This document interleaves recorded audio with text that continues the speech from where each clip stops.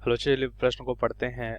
यहाँ पे दे रखा है बल बराबर Q इंटू बी सदिश और बी सदिश का यहाँ पर गुणनफल एक समान चुंबकीय क्षेत्र में गतिमान आवेश पर लगने वाले लॉरेंज बल के का समीकरण है। और इसमें कौन सी राशि युग्म परस्पर सदैव लंबवत है तथा दूसरा में यहाँ पे बताना किन राशियों के बीच कोई भी कोण हो सकता है। अब इस प्रश्न को समझने के लिए सबसे पहले हम प्रश्न की मुख्य अवधारणा को समझेंगे। तो सबसे पहले यहाँ पे हम देखते हैं मुख्य अवधारणा। और मुख्य अवधारणा में हम क्या देखेंगे? मुख्य अवधारणा पे हम देखेंगे दो सदिश राशियों का सदिश गुणनफल और इसके महत्वपूर्ण बिंदु को समझेंगे। तो मान लेते हैं दो सदिश राशि ए और बी है, इसका सदिश गुणनफल करते हैं, तीसरी सदिश राशि में सी मिलती है। तो यहाँ पे हम देखेंगे दो सदिश राशियों का यदि हम सदिश गुणनफल करते हैं तो हमें एक सदिश राशि मिलती है। जैसा कि यहाँ पे हमने देखा कि दो सदिश राशि ए और बी है, इसका सदिश गुणनफल हमने किया तो एक सदिश राशि सी मिलती है। अब इस महत्वपूर्ण बिंदु को समझें तो यहाँ पे हम देखते हैं कि दो सदिश राशियों के सदिश गुणनफल से प्राप्त राशि, यहाँ पे हम लिखेंगे दो सदिश राशियों दो सदिश राशियों के सदिश गुणनफल सदिश गुणनफल से प्राप्त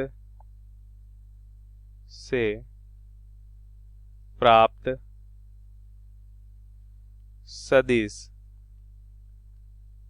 राशि सदैव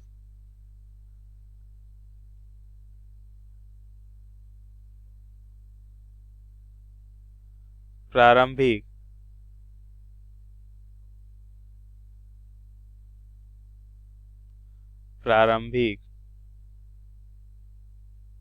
राशियों के लंबवत होती है। प्रारंभिक राशियों के लंबवत होती है, चाहे उन दोनों के मध्य कोई भी कोण हो। चाहे उन दोनों राशियों के मध्य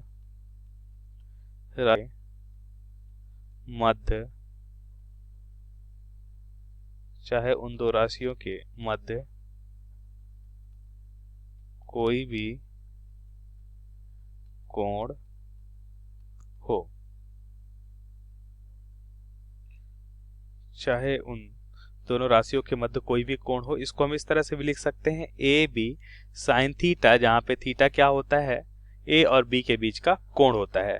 तो हमने देखा दो सदिश राशियों का सदिश गुणनफल से एक सदिश राशि मिलती है और हमने देखा कि ये जो राशियां हैं इन दो राशियों से हमेशा इनके लंबवत हमें एक जो सदिश राशि मिल रही है वो हमेशा क्या होती है? इन दो राशियों से लंबवत होती है, चाहे इन दो राशियों के बीच कोई भी कोण हो। अब हम उत्तर को समझते हैं।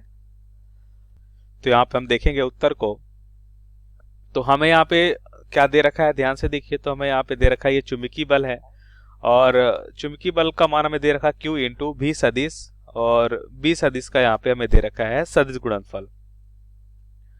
तो ध्यान से देखिए, यहाँ पे हमने देखा कि जैसा कि मुख्य अवधारणा में देखा दो सदिश राशियों से एक सदिश राशि मिलती है और इसकी दिशा सदैव क्या हो जाएगी? मतलब F हमेशा B और B इन दो राशियों से लंबवत होगी, जैसा कि मुख्य अवधारणा में हमने देखा।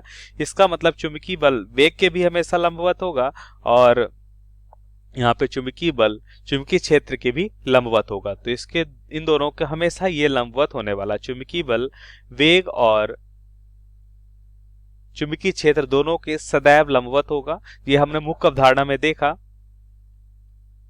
और दूसरा हम यहाँ पे देखते हैं कि B और B के बीच चाहे कोण जो भी हो, जैसा कि मुख्य अवधारणा में हमने देखा, तो B तथा B के बीच कोई भी कोण हो सकता है लेकिन लेकिन चुंबकीय बल सदैव B तथा B के लंबवत होगा। तो ये हमारे प्रश्न का यहाँ पे सही उत्तर होगा। आशा करते हैं आपको समझ आया होगा। धन्यवाद।